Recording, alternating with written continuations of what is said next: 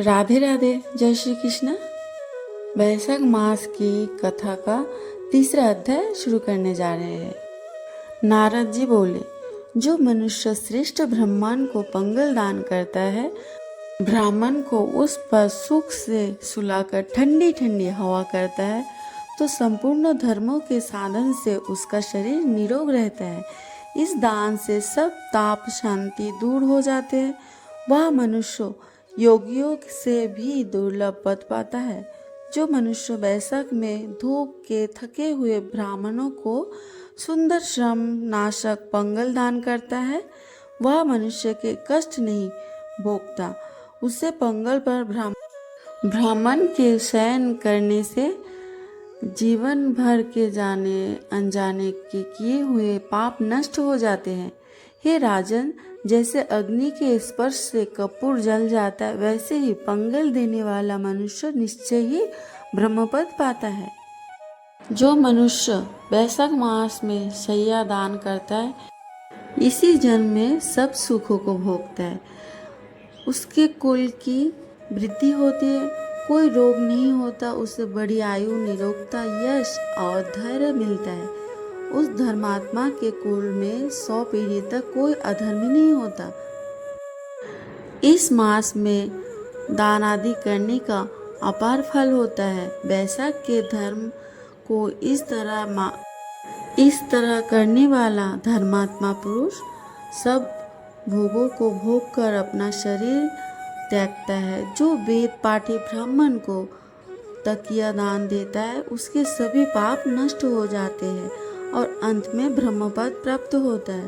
बिना इसके दिए मनुष्य सुख पूर्वक नहीं सो पाता और इसके दान करने से सबका आश्रय बनकर पृथ्वी पर राज्य भोगता है। हे राजन, वह मनुष्य 7 जन्मों तक सदा सुखी भोगी धर्मपरायण विजय होता, फिर अपने 7 कुल समेत मुक्त हो जाता। जो मनुष्य चटाई अथवा किसी प्रकार का आसन देता है, जिस पर पत्रशाही विष्णु भगवान स्वयं विराजते हैं, जिससे जल में पड़ी हुई ऊन नहीं भीगती, वैसे ही संसारी जीव संसार के बंधन को नहीं प्राप्त होता। चटाई का देने वाला पुरुष आसान और सैया पर अरूढ़ हो जा और सब तरह सुखी रहता है। जो मनुष्य करने के लिए चटाई और कंबल दान देता है, वह मुक्त हो जाता है, इसमें संदेह नहीं है। निद्रा से दूर हो जाता है और निद्रा से परिश्रम दूर हो जाता है। वही निद्रा चटाई पर सुखपूर्वक आती है। हे राजन, जो वैशाख में कंबल का दान करता है, वह अकाल मृत्यु से छूटकर 100 वर्ष तक जीवित रहता है। धूप से व्याकुल ब्राह्मण को जो मनुष्य पतला वस्त्र देता है, उसे पूर्ण आयु होती है और परलोक में परम गति मिलती है। कपूर की भीतर गर्मी को दूर करता है, अतः कपूर का दान ब्राह्मण को दे तो मोक्ष मिलता है और दुख का नाश होता है। जो ब्राह्मण को फल और कुकुम दान करे तो सर्वभौम राजा हो, सब प्राणी उसकी आज्ञा में रहे और पुत्र और पौत्र युक्त होकर सब भोगों को भोग कर मोक्ष पाता है। त्वचा और हड्डी के संताप को चंदन तत्काल दूर कर देता है। अतः जो चंदन दान करता है, जो जल में भीगी हुई खस, चंपा या कुशा दान करता है, वह प्राणी सब प्रकार के सुख भोगता है। सब देवता उसकी सहायता करते हैं। इसके सब पाप और दुख दूर हो जाते हैं और अंत में मोक्ष पाता है। जो वैशाख में गोरेचन और कस्तूरी दान करता है, वह तीनों तप से छूटकर मोक्ष पद पाता है। जो मेष की संक्रांति में तंबूर और कपूर दान करता है, वह पृथ्वी में सारे सुख भोगकर निर्वाहन पद प्राप्त करता है। जो मनुष्य सेवती और जूही दान करता है, वह सार्वभौम राजा होकर अंत में मोक्ष पद पाता है। जो वैशाख में केतकी और मल्लिका दान करता है, वह माधव भगवान की आज्ञा से मोक्ष पद पाता है। जो मनुष्य ब्राह्मण को सुपारी और अन्य सुगंधित द्रव्यों का दान देता है और जो नारियल दान करता है, उसके पुण्य फल चित्त लगाकर सुनो। वह 7 जन्म तक ब्राह्मणों के घर में जन्म लेता है और धनवान तथा वेद पाठी होता है। फिर वह 7 कुल समेत विष्णु लोक को जाता है। हे राजन, जो प्राणी विश्राम मंडप बना ब्राह्मण को देता है, उसके पुण्य के फल कहने को मेरी असमर्थ हूँ। जो मनुष्य छाया मंडप बनाकर भीतर बालू बिछा उसमें प्याऊ लगाकर देता है, वह स्वर्गलोक का स्वामी हो जाता है। जो मनुष्य मार्ग में बाग, थगड़, कुआं, झोपड़ी बनवाता है, वह बड़ा धर्मात्मा है। उसको पुत्र से क्या। जो मनुष्य कुआं, तालाब, मंडप और प्याऊ लगवाता है तथा संतान 7 प्रकार की है, इन 7 में से जो एक भी नहीं करता है, वह मनुष्य स्वर्ग को नहीं पाता है। उत्तम शास्त्रों का सुनना, तीर्थ यात्रा, सत्संग, जलदान, अन्नदान, पीपल का पेड़ लगाना और पुत्र होना, ये 7 प्रकार की संतान देवताओं ने कही है। अन्य सैकड़ों धर्मों करने पर भी मनुष्य को संतान नहीं मिलती। इसलिए संतान की इच्छा करने वाले को इनमें से एक कर्म अवश्य करना चाहिए। पशु, पक्षी, मृग और वृक्षों को भी स्वर्ग सुख नहीं मिलती, फिर मनुष्यों का तो कहना ही क्या। जो मनुष्य सुपारी, नागपल्लवी, कपूर और अगरबत्ती सहित पान दान करता है, वह निश्चय ही शारीरिक पापों से मुक्त हो जाता है तथा यश, धैर्य और लक्ष्मी प्राप्त करता है। रोगी रोग से छूट जाती है और निरोगी मोक्ष को पाता है। अगर कोई वैशाख मास का स्नान करता है तो उसको किस प्रकार की विधि पूर्वक भगवान का पूजन करे तो भगवान की कृपा किस प्रकार होती है। तो एक समय की बात है, एक लकड़ी बेचने वाला दंपति पति पत्नी थे। वो धर्म कर्म में बहुत मानते थे। आर्थिक क्षमता उतनी नहीं थी कि नित्य अतिथि सेवा या फिर भगवान की पूजा पाठ में खर्च कर सके। यथासंभव अपना धर्म कर्म किया करते थे। एक बार की बात है, वैशाख मास का महीना था। उनकी पत्नी को इच्छा थी कि वैशाख मास की स्नान करे। उसने वैशाख मास की स्नान करना प्रारंभ कर दी। उसके पति प्रतिदिन लकड़ी का गट्ठर बनाकर बेचने जाता। उसकी पत्नी पूरे गट्ठर में से एक लकड़ी निकाल कर अलग से रख लेते थे। प्रातःकाल स्नान करती, पीपल पूजती और उसी प्रकार तुलसी की पूजा करती थी। इसी प्रकार से भगवान विष्णु की विधि विधान से पूजा किया करती थी। ऐसा करते करते पूरा वैशाख मास बीत गया। उसने जो स्नान से निवृत्त होकर जो एक लकड़ी एक एक करके हटाते थे, उसी को इकट्ठा बनाई, उसे एक साथ लेकर बेचने गई। भगवान की कृपा और सच्ची निष्ठा से उसकी सारे के सारे लकड़ी चंदन की बन गई। ऐसे होती है भगवान की कृपा। वो राजमहल के सामने से गुजरने लगी तो वहाँ के राजा को चंदन की सुगंध आए। राजा ने उसे बुलाया और लकड़ियों की कीमत पूछी तो उसने कहा, आपको जितना उचित लगे उतना दे दीजिए। मैंने वैशाख मास का स्नान किया है तो मुझे ब्राह्मण मानिए और ब्राह्मणों को जितना दक्षिणा देते हैं उतना ही दीजिए। राजा भगवान के भक्ति देखकर अति प्रसन्न हुआ। 5 ब्राह्मणों के भोजन और दक्षिणा घर को पहुंचा दिया। उसने 5 ब्राह्मणों को भोजन कराए और दक्षिणा दिए। भगवान की कृपा से उसका घर कुटीर से महल बन गई। पति जब घर पहुंचा, उसे अपना कुटीर देखा। आसपास सभी से पूछा। उन्होंने कहा, तुम्हारे पत्नी की भक्ति से अत्यंत प्रसन्न होकर भगवान कृपा से तुम्हारी कुटीर महल बन गई।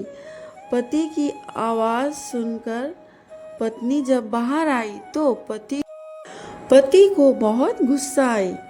उसने बोला, क्यों रे, तुमने चोरी किया या डाका डाला? उसके पति ने कहा, नहीं, प्रतिदिन आप जब लकड़ी लेकर बेचने जाते थे, उस गट्ठर में से मैं एक एक लकड़ी रोज निकल के रख लिया करती थी।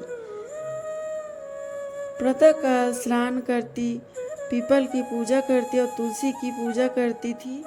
इसी प्रकार से भगवान विष्णु की विधि विधान से पूजा किया करती थी।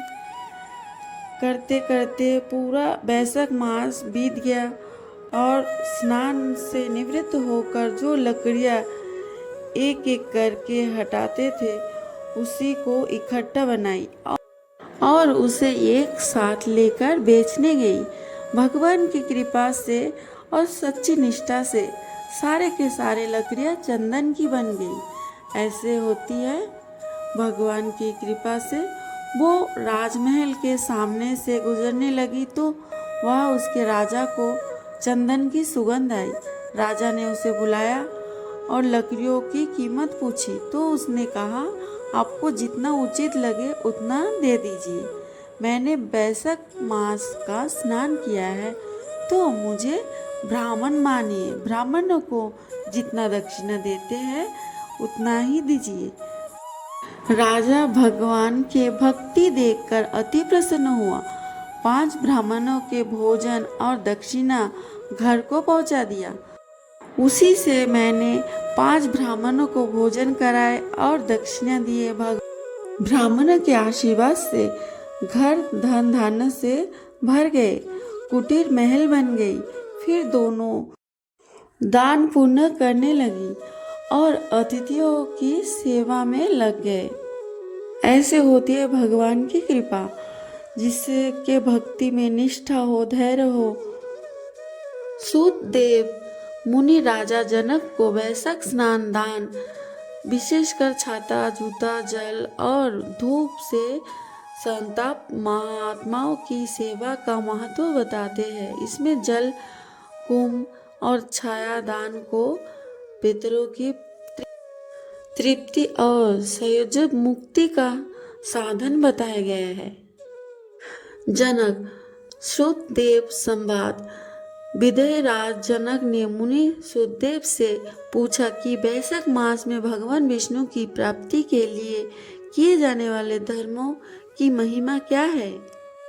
सुतदेव ने बताया कि वैशाख की भयंकर गर्मी में जो लोग ब्राह्मण या फिर महात्माओं को छाता, जूता, जल से भरा हुआ कुंभ या पके फल दान करते हैं, उन्हें परंपरा पुण्य मिलता है। गर्मी से व्याकुल राहगीरों या साधुओं को छाया प्रदान करने से यानी छाता से पितृगण तृप्त होते हैं और उस मनुष्य को उत्तम लोक की प्राप्ति होती है। कथाओं में बताया गया है कि वैशाख में धर्म कर्म करने वाले की संख्या बढ़ने से यमराज चिंतित हो गए, क्योंकि लोग पाप कर्म छोड़कर भगवान विष्णु की भक्ति करने लगते। सुतदेव ने कहा कि जो मनुष्य पूरे वैशाख महीने में सूर्योदय से पूर्व स्नान करता है और दान पुण्य करता है, वह श्री हरि के समीप वास करता है। ब्रह्मपुत्र नारद जी से राजा अम्बरीश ने प्रश्न किया कि आप वैशाख महीने की विशेषताओं के बारे में बताइए। नारद जी राजा अम्बरीश से प्रश्नों का विस्तृत रूप से उत्तर देते हुए बताया, हे राजन, पूर्व काल में इक्ष्वाकु वंश में एक सूरवीर, धर्मात्मा, दानी और शत्रुओं पर विजय प्राप्त करने वाला राजा हुआ करता था। वह धर्मात्मा व दानी था, फिर भी वह कभी जल दान नहीं करता था। जल दान न करने के कारण वह 3 जन्म तक चातक की योनि में रहा। उसके बाद एक जन्म में गिद्ध का और 7 जन्मों में कुत्ते की योनि में होगी। उसके पश्चात मिथिलापुरी के राजा सूतक ऋषि के महल में छिपकली योनि में उत्पन्न हुआ। वह राजा के महल की चौखट पर बैठकर कीड़ों को खाता रहता था। इस प्रकार उसे 87 वर्ष बीत गए। एक बार सूतदेव ऋषि राजमंडल में आने पर राजा ने उनका बड़ा सत्कार किया।